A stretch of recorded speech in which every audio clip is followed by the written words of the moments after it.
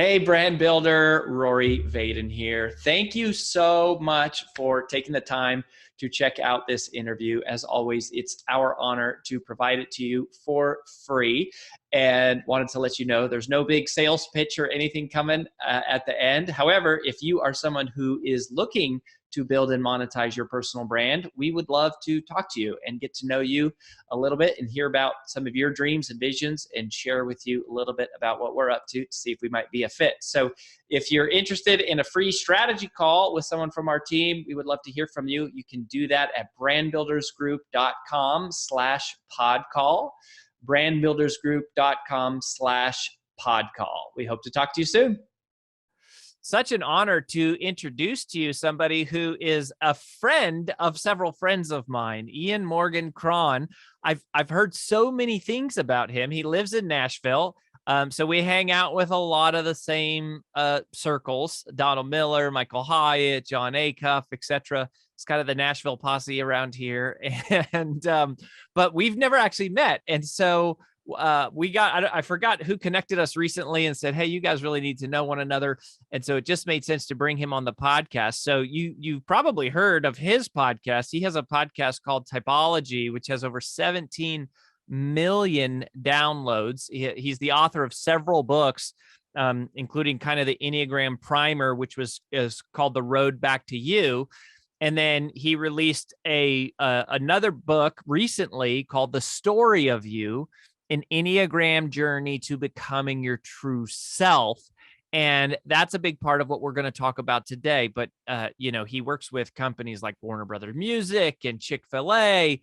And we have all these similar friends. And anyways, I wanted you to hear it. And I know probably half of you have never heard of Enneagram, and the other half of you just are diehard and just know it's such a powerful tool, and like you just run your whole life by it. And so anyways, Ian, welcome to the show.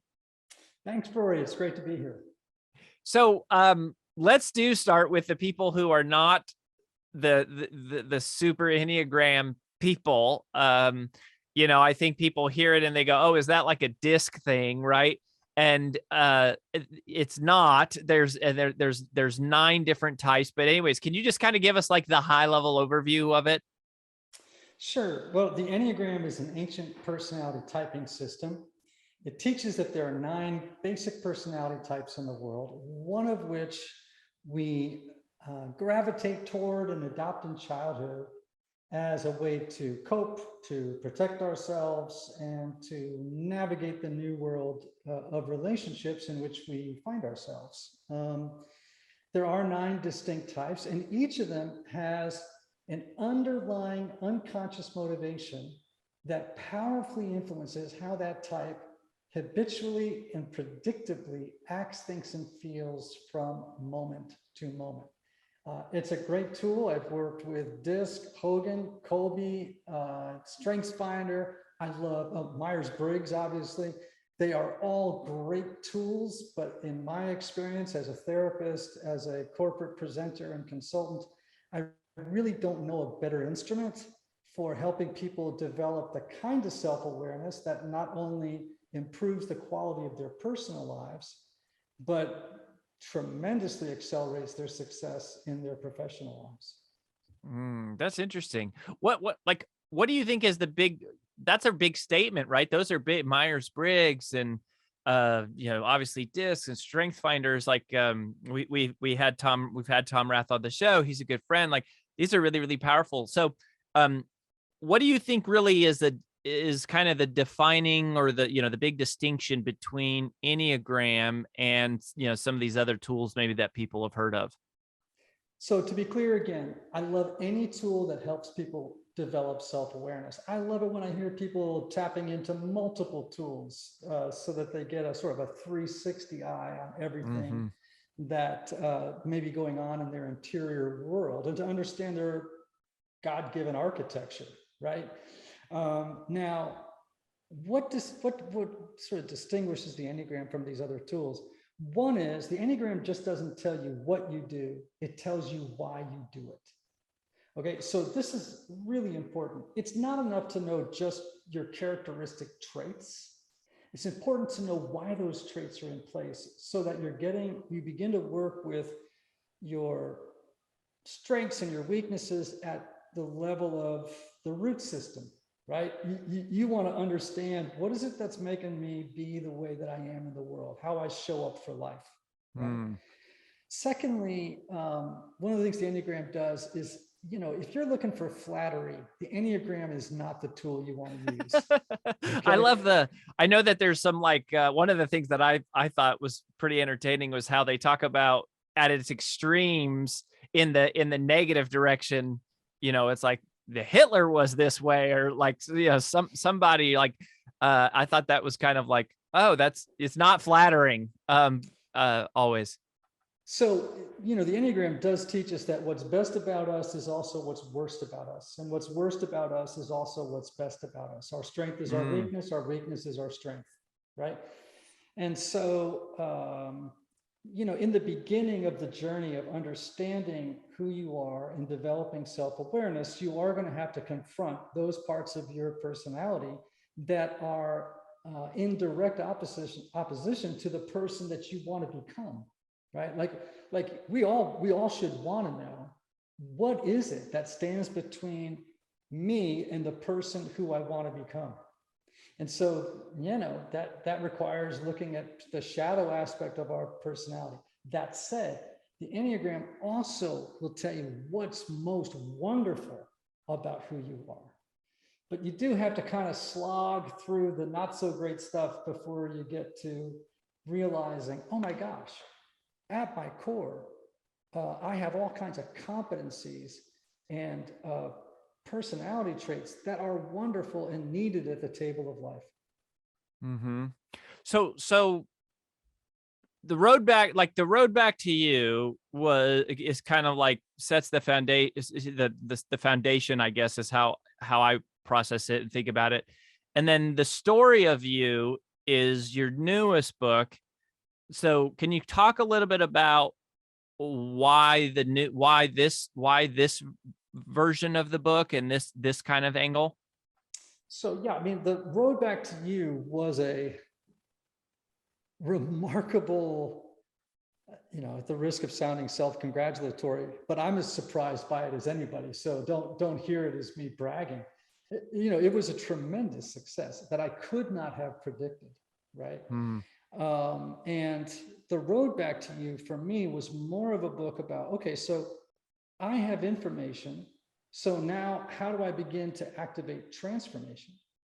Like, information is not growth, right? You can know everything there is to know about you. And if you don't have a formula for transformation, it just doesn't make any difference, right? Now you're just armed with data, but data doesn't mean anything unless somebody can analyze it and then make decisions based on that new information, right? So, so for example, you could have all kinds of business data. This. You may understand your email list. You may understand who your customer is. You may have gotten all the metrics, but if you don't act on those and know how to act on those, who cares? Who cares that you have all that information, right? That's not a perfect correlate, but it's not bad either. So this book was really about helping people understand that the Enneagram just doesn't describe 9 personality types, but the 9 stories. Each of those types tell themselves and others about who they are and how they think the world works. Because, we all understand, our mutual friend Don Miller knows this, who, by the way, is featured in the book in one of the chapters. We all know that we live inside, we experience our lives as being lived inside of a narrative, inside of a story.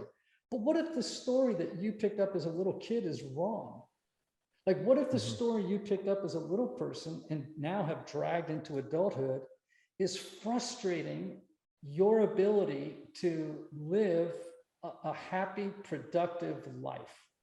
And as a therapist, and as a person who works in that, call it the self-development space, right? It's like, if you don't unearth and examine the narrative in which you live your life, it will govern your life negatively from the shadows.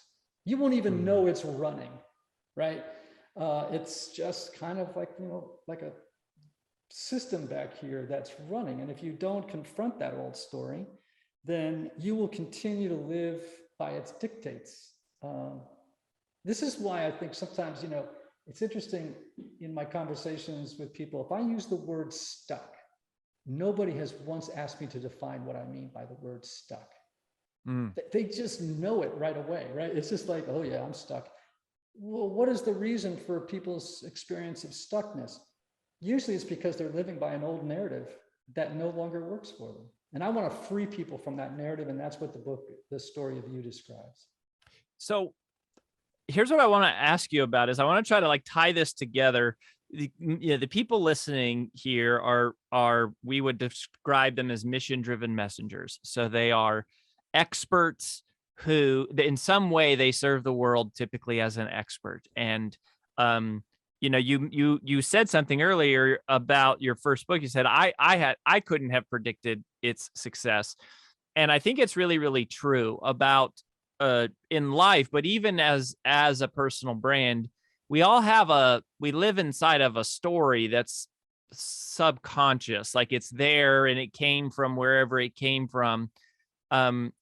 And it governs how successful maybe we allow ourselves to become, or it limits us in terms of, maybe we don't want to be self-promotional or et cetera, et cetera. What do you think are some of the stories that people who are on a mission sort of struggle with, or, could be just entrepreneurs or just anybody who's an author or a speaker, just having been that path, both as the counselor and understanding Enneagram, but also as an author who has built this tremendously successful and well-respected brand and reputation for such a very specific space. I mean, you have accomplished several of the things that we talk about and define and describe and try to provide training for. So I'm just curious, what do you think are some of those stories that you think we all have to overcome in our journey as an expert entrepreneur, author, speaker type? Well, there's some obvious ones. How many times have you heard people say, or you can vaguely pick up in your conversation with them, something like, I'm not smart enough to do this. And that's a broken story, right? Or how about, I'm too old to start a new business. That's a broken story. You might hear someone say, man, if I have to do this perfectly or not at all, right? That's an old story from childhood. That's the Enneagram 1 story. It's sort of like you are raised with this belief that the world only rewards good people and judges bad people. And therefore, you have to do everything perfectly. You have to perfect yourself, others, and the world. And you can't make mistakes. You have to live up to these high, rigid internal standards that are impossible to meet. Now, you want to talk about something frustrating, the development of a business, try perfectionism, right? I remember Mike Hyatt saying to me once, and it was really revelatory because I do have a little bit of a perfectionist streak. And he said to me once, Ian, don't wait till it's perfect to put it out there. Do the best you can, throw it out, fix it as you go, but don't wait for anything to be perfect in life. Just get a product out there and see how it goes. And that was like so liberating for me. And it went against an old story I've been telling myself about how the world works, and about myself. Like, I don't have any value unless I'm perfect. Is that true? No, that's an old story. Now, Mike is an Enneagram 3. That's called the performer or the achiever. The performer believes that the world only values others for what they accomplish and achieve in life, but not for who they are inside. So therefore, they become addicted and driven to succeed, to appear successful to other people, and to avoid failure at all costs. Now, that story may have helped Mike or other 3s as little people to kind of find their way in the world and make sense of their experiences. But that'll kill you in business. That'll kill you in your personal life, right? How many workaholics do you know who live by that story, right? Or people that become risk averse because they're afraid of not appearing successful. So again, I could go through all 9 types. It would take too much time, but I think you get the idea here, right? You got to see the story. You got to deconstruct the story. You got to take it apart. You got to interrogate and challenge it, and then decide, I want a new story. I want a story that's going to lead to a life that is genuinely happy, satisfying, has fulfillment, and, opens the door for the kind of success I had never thought I could achieve. And yeah, and you mentioned the 3, which is like the achiever, right, or the performer. Mm-hmm. And I think a lot of people listening to this would fall into that category, just because it's like, they've many times when we meet people at Brand Builders Group, it's because they have been at the top of their trade or their profession or their industry, and now they've already achieved that. It's like they've won all the trophies and the awards, and now they're going, okay, I want to help other people do it. So, and then also, I think like the I'm too old, you don't hear that as much, but I think it sort of shows up in ways like, well, I don't understand social media, or I don't like that, or I'm just not good with technology, or those kinds of things. So I mean, talk to us about rewriting the stories, Ian. So like whatever they are, or even identifying it. Like, I love how you said that. Okay, first you got to like identify it, and then we deconstruct it. Then we figure out which pieces that we want. What do you have any tips for kind of identifying and going like, ooh, here's a mental trigger I am recognizing in a split second that I'm operating according to a belief that was set in place at some point in my past, maybe unintentionally? Like, how do we first identify? Because it feels like that's half the battle here. Yes. So let me just back up just for a second, because I want to add something to this that I think your audience would be interested in. Yeah. So years ago, Cornell Business School did a study of 72 high-performing CEOs, leading companies in value, let's say from $50 million to $5 billion, okay? And what they wanted to determine is what specific trait accounted for their unusual success, right? And so they expected it to be grit, determination, strategic planning, charisma, the typical things we read about in business books all the time. Here was the exact quote from the end of the study. The key determinant of success in leadership or among executives is self-awareness. Now that stunned the researchers, right? And this is why I get invited to companies all over the world. It's because they're looking around and saying, well, we got all these skills, these hard skills, but we don't have the self-knowledge and the self-awareness, and that makes us bad leaders. That makes us bad entrepreneurs, right? Because you can have all those hard skills, but if you don't have the ability to relate to the world and other people in healthy ways, you're kind of screwed, honestly, right? You're being held back in dramatic ways. I spend so much time coming in and doing cleanup. It's, people say to me all the time, I wish you'd been here 5 years ago. Would have saved me a lot of time, right? Okay, so how do you go about identifying and well, and so to that point, before you go into that, so is it usually, if you're not self-aware, are you delusional? Like you think you're something you're not, or are you just completely like unaware and you're just sort of like cranking along? I mean, is it basically one of those two things? It's actually both of those things, among others, right? I mean, on one level, there's a lot of people, you have a lot of 3s, 7s, and 8s in your audience. I guarantee you, for sure, right? Those are the 3 most assertive, aggressive types on the Enneagram. And I'm if I remember right, I think I'm a 3, and then what do you call it? A wing? I think I'm a 3 wing 8. Well, you can't be an 8. You'd have to be your wing could only be a 2 or a 4 if you're a 3. So okay. It's the 2 numbers adjacent to yours are the only options for wings. Oh, I got you on either side. Okay. But right. I'm pretty sure I'm a 3. Yeah, I would imagine so.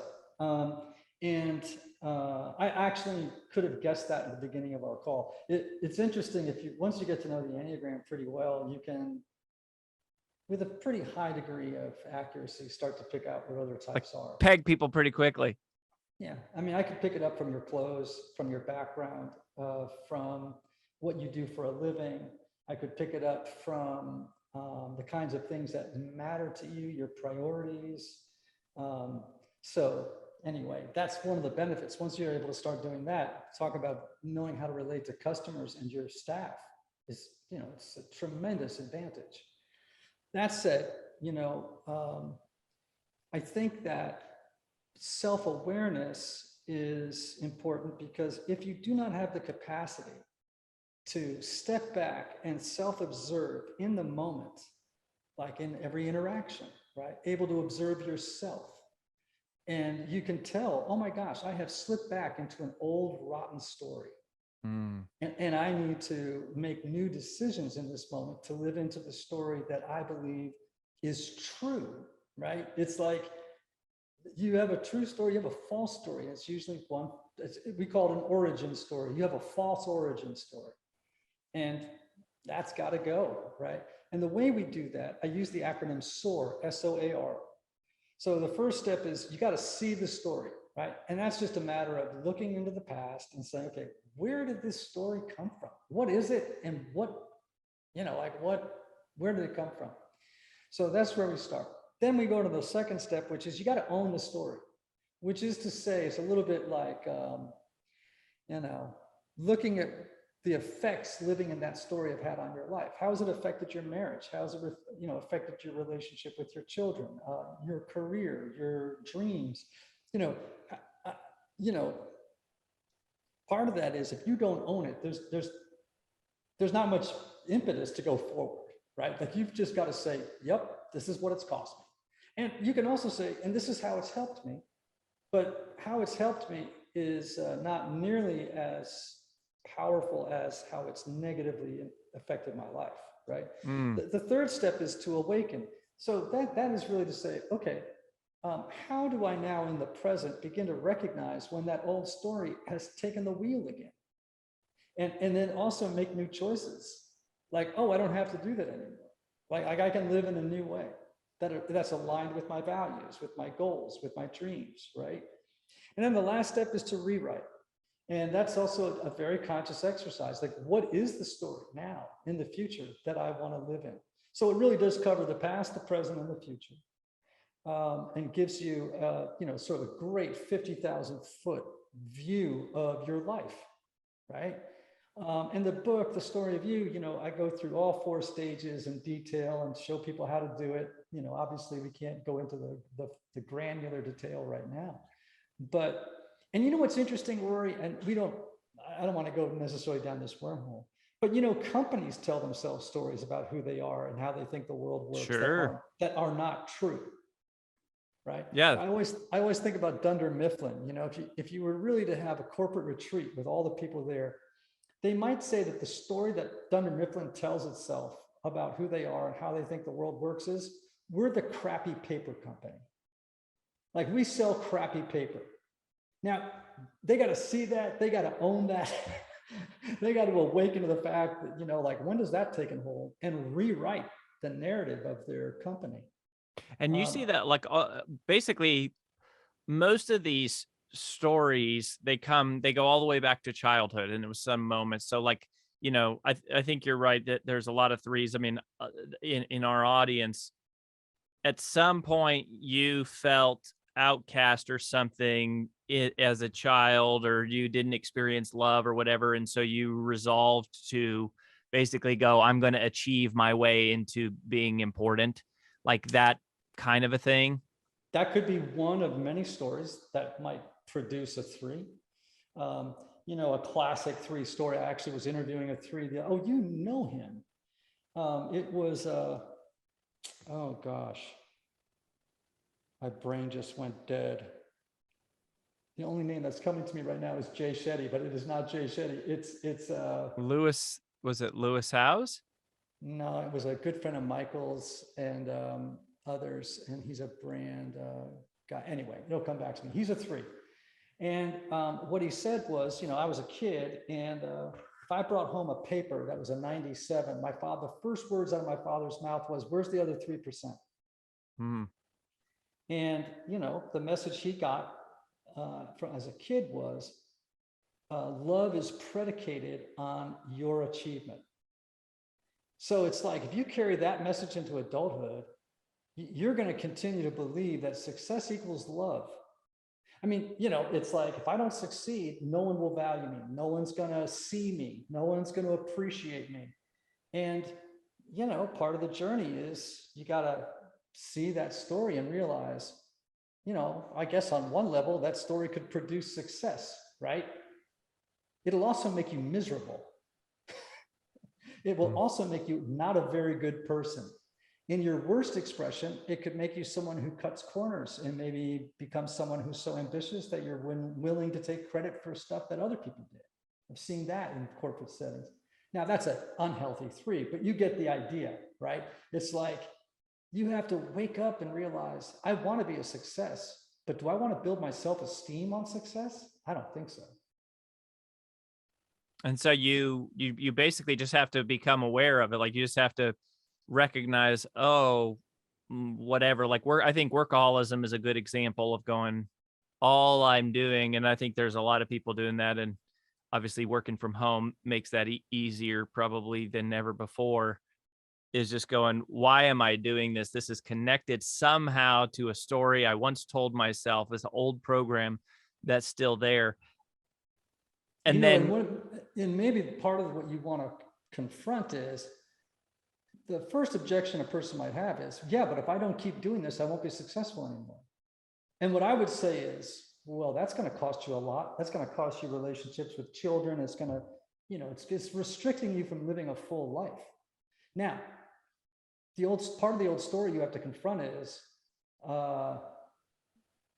that I won't be successful unless I continue to live by those rules. That's a lie. You can continue to be successful and productive and not live by those rules and live with more freedom and happiness.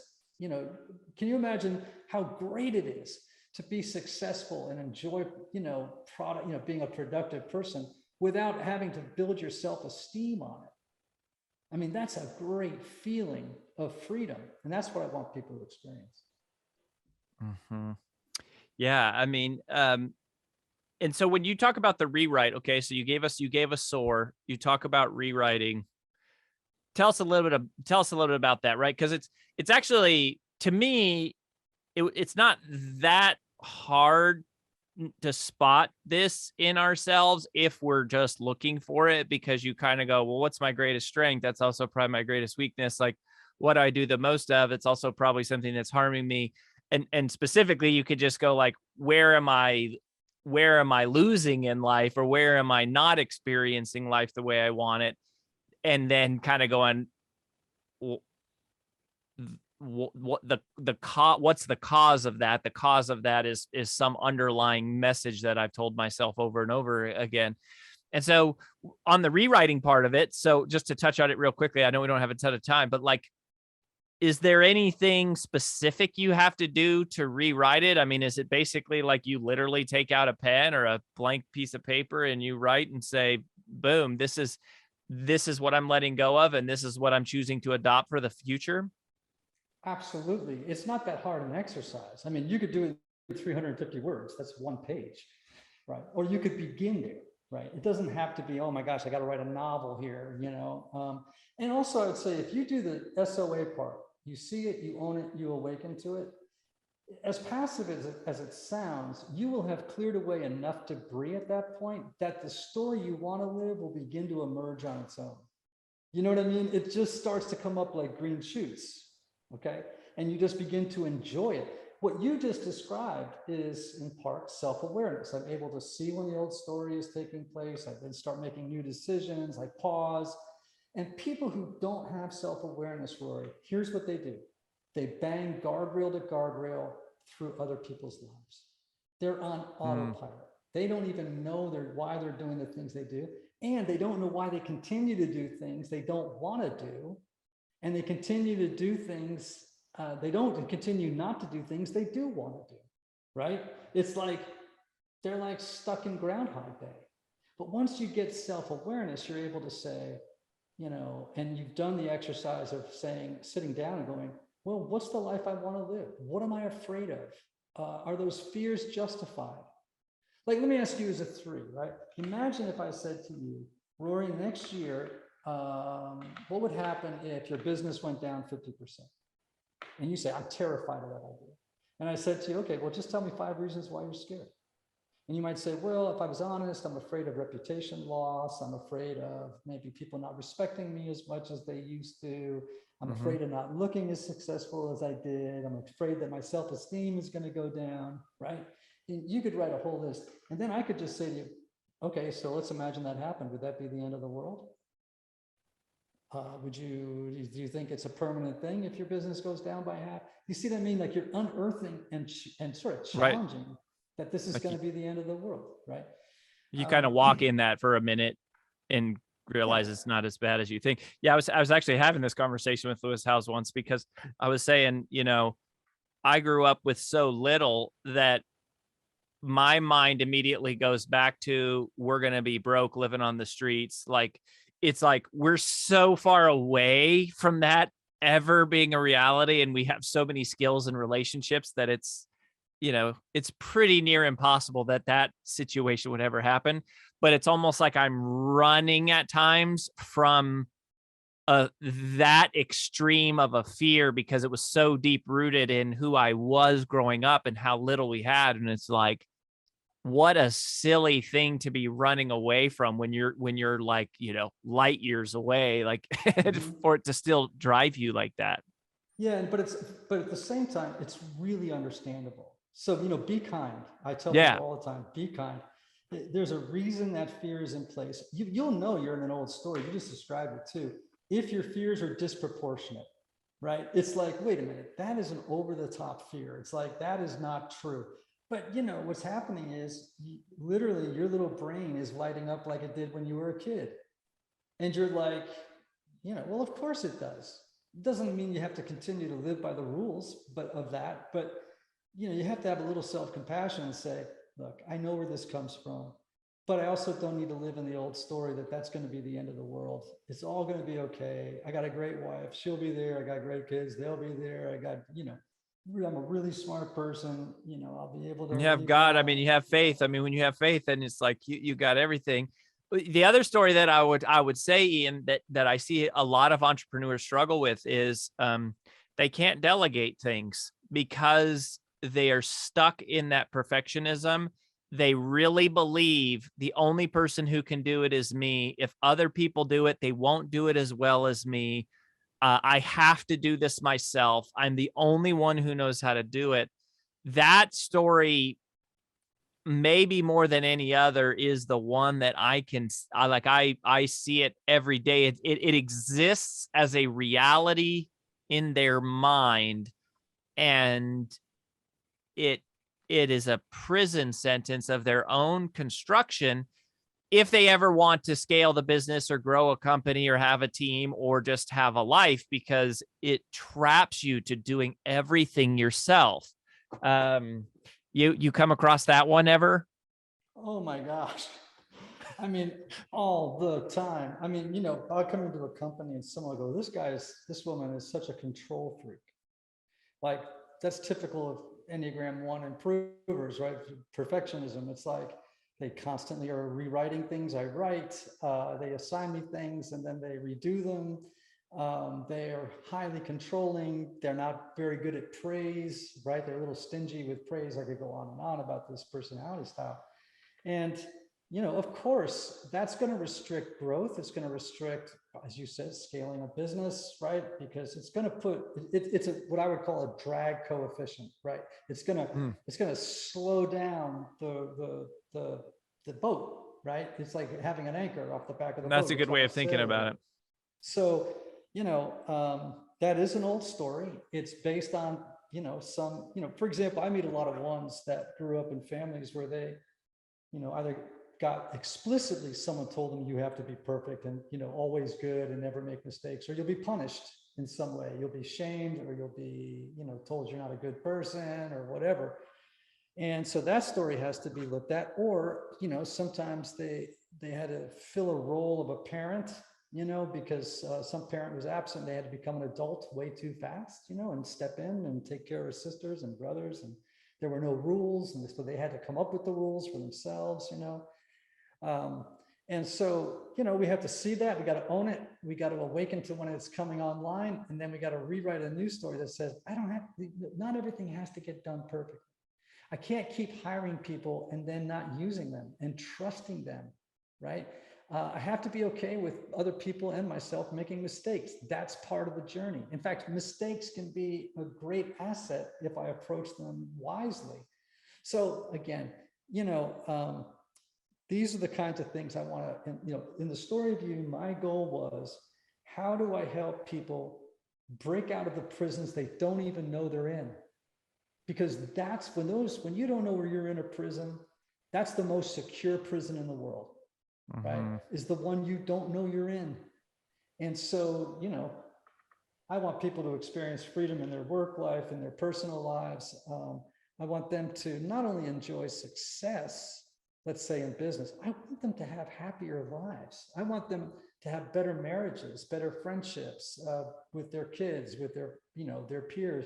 You know, I don't want them just to be successful in business, man. I want them to be successful in every area of their lives and to experience the joy of fulfillment. Yeah, I love that. AJ read a book recently by Craig Groeschel called Winning the War in Your Mind. And she told me, she said, one of the quotes in there was that the devil's greatest victory is convincing the world he doesn't exist. It makes me think of like what you're talking about. It's a prison you live in. You don't even realize that it's there. It's guiding your life. You're stuck doing things that you don't want to do when you and not doing the things you do want to do. Really, really powerful stuff, Ian. So the book, everybody. Okay, so the book is called The Story of You. The podcast, Typology. Where else do you want people to go, Ian, if you want them to like learn more about you, get connected to you? Like, what's the best place? Right. So obviously the Road Back to You and The Story of You are both great assets. They can go to my website, IANMORGANCRON, and there they can learn about courses. They can learn about, you know, my Enneagram assessment. We're just coming out now with in fact, it may be available when by the time that you, you know, broadcast this interview. Is called the IEQ9 Couples Report. So you could actually, you know, you're an Enneagram 3. I don't know what your wife is, but let's say she's a 6. I'm making this up. You would get a report that shows how 3s and 6s get along, what their challenges are, what their assets are. And it's a, you know, it's like a 40-page report. So it's not, you know, something that's, it's robust, right? They can learn about all kinds of, you know, my speaking, you know, options there. And of course on social, it's at Ian Morgan Cron across all the channels. And yeah, I think that probably covers most of it. Really, really cool, Ian. Well, I think what a great cause to dedicate your time and career to, self-awareness, and so clear and specific and actionable about the work you're doing there and the power and the impact that it's having. So you know, it makes a lot of sense to me why it's spreading, and that makes me happy because it's really, really great work. So thank you for making time to be here. We wish you all the best. We'll continue to follow your journey, and just keep helping people, my friend. Thanks, Roy. This was a delight.